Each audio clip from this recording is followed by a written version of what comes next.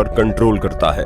कहते हैं कि इंसान का दिमाग किसी वजह से अगर काम करना बंद कर दे तो मेडिकल तौर पर उस इंसान को उसी वक्त मरा हुआ मान लिया जाता है, क्योंकि एक आदमी को तभी तक जिंदा माना जाता है जब तक उसका दिमाग काम करता रहे। यही वजह है कि दिमाग को सुरक्षित रखने के लिए प्रकृति ने बहुत ही मजबूत खोपड़ी बनाई।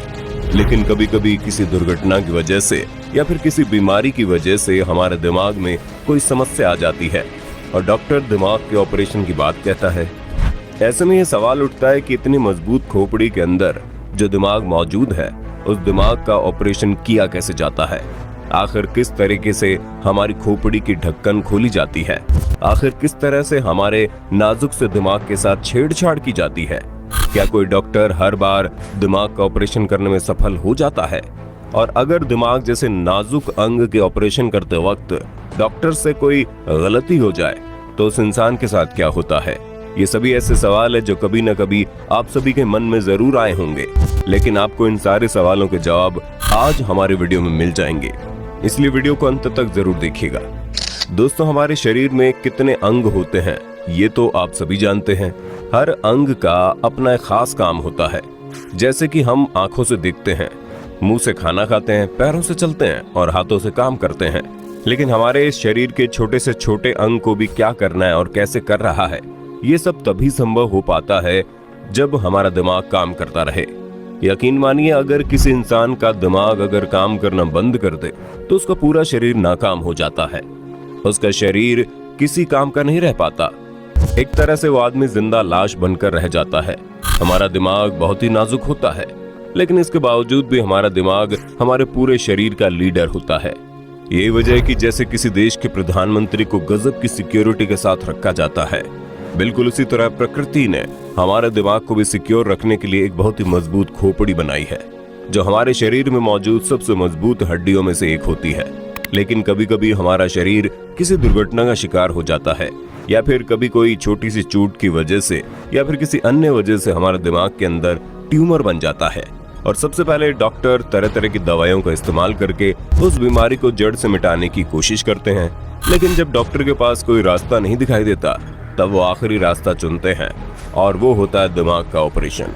आपको जानकर हैरानी होगी कि दिमाग का ऑपरेशन पूरे शरीर के सबसे खतरनाक और सबसे रिस्क भरे ऑपरेशंस में से एक होता है, क्योंकि दिमाग के ऑपरेशन के दौरान अगर एक छोटी सी भी गलती हो जाए तो हो सकता है उस आदमी को अपनी पूरी जिंदगी एक जिंदा लाश बनकर बितानी पड़े। हो सकता है वो आदमी कोमा में चला जाए। हाल ही में एक ऐसा केस हुआ जब एक डॉक्टर ने किसी मरीज के दिमाग के ऑपरेशन के वक्त एक छोटी सी गलती कर दी, जिसकी वजह से वो आदमी कभी भी अपनी आंखों से कुछ देख नहीं सकता। यही वजह है कि दिमाग का ऑपरेशन करना किसी छोटे मोटे डॉक्टर की बात नहीं होती। इसके लिए दुनिया के सबसे बेहतरीन और अनुभवी डॉक्टर्स का सहारा लेना पड़ता है।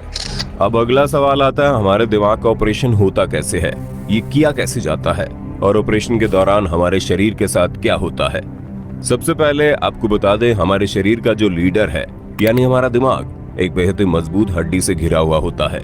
प्रकृति ने हमारे दिमाग को ऐसा इसलिए बनाया है ताकि छोटी मोटी चोट की वजह से हमारे नाजुक से दिमाग पर कोई असर ना पड़े।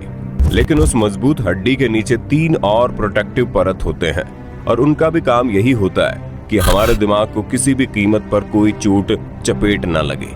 उन सब के बाद भी जब हमारे नाजुक से दिमाग के चारों तरफ लिक्विड की एक परत होती है जिसका काम होता है किसी भी तरह के झटकों को सहन कर लेना। अब मानकर चलते हैं कि हमारा दिमाग किसी दुर्घटना का शिकार हो जाता है, या फिर अनफॉर्चुनेटली हमारे दिमाग में किसी तरह का ट्यूमर हो जाता है, या फिर कहीं पर खून का कोई थक्का जम जाता है और डॉक्टर ने कहा है कि अब आपके दिमाग की सर्जरी करनी पड़ेगी और यही है आखिरी रास्ता। ऐसी स्थिति में सबसे पहले न्यूरोसर्जन हमारे शरीर को ऐसा इंजेक्शन लगाता है जिससे हमारा शरीर पूरी तरह से बेहोशी की हालत में चला जाए और हम कुछ भी महसूस नहीं कर पाते।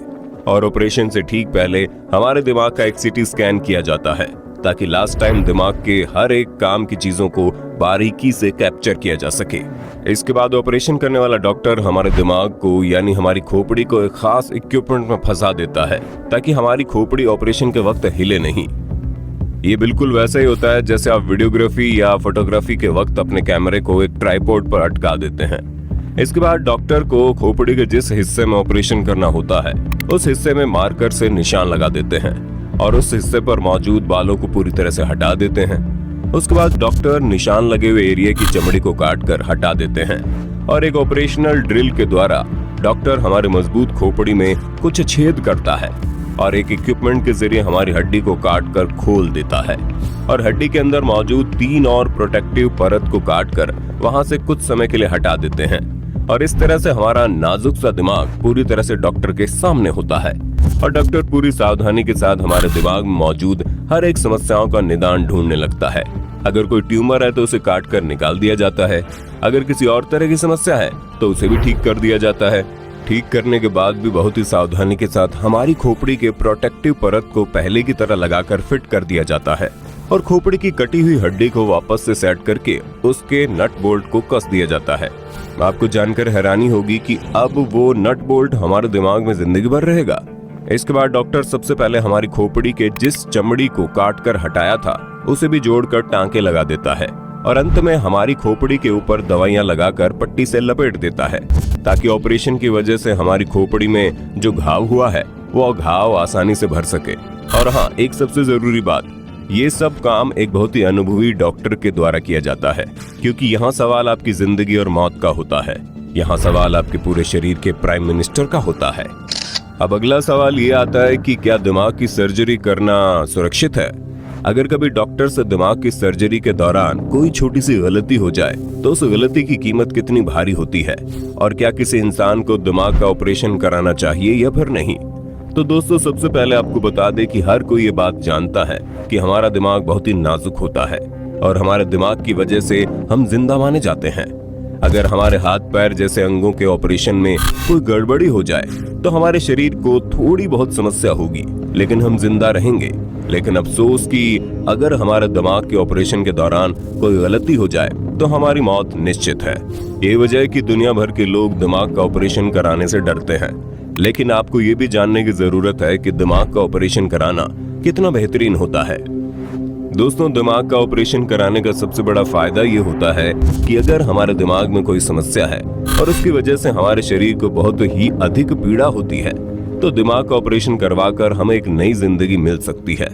आपको जानकर हैरानी होगी कि दिमाग का ऑपरेशन कराते वक्त तो हमारे शरीर में मौजूद अन्य समस्याओं का भी समाधान हो जाता है और अगर डॉक्टर को लगता है कि भविष्य में हमारे दिमाग में किसी भी तरह की समस्या उत्पन्न हो सकती है तो ऑपरेशन के वक्त डॉक्टर उस समस्या को भी हमेशा के लिए खत्म कर देते हैं। दुनिया में कई लोग ऐसे हैं जिनके दिमाग में ब्रेन ट्यूमर जैसी समस्या होती है, लेकिन अफसोस कि इसके अधिकतर मामलों में दिमाग का ऑपरेशन ही एकमात्र विकल्प रह जाता है। अगर ऑपरेशन न किया जाए तो ट्यूमर फटने से उस इंसान की मौत हो सकती है और ऐसी स्थिति में दिमाग का ऑपरेशन कराने का रिस्क लेना किसी भी जिंदगी के लिए वरदान साबित होता है।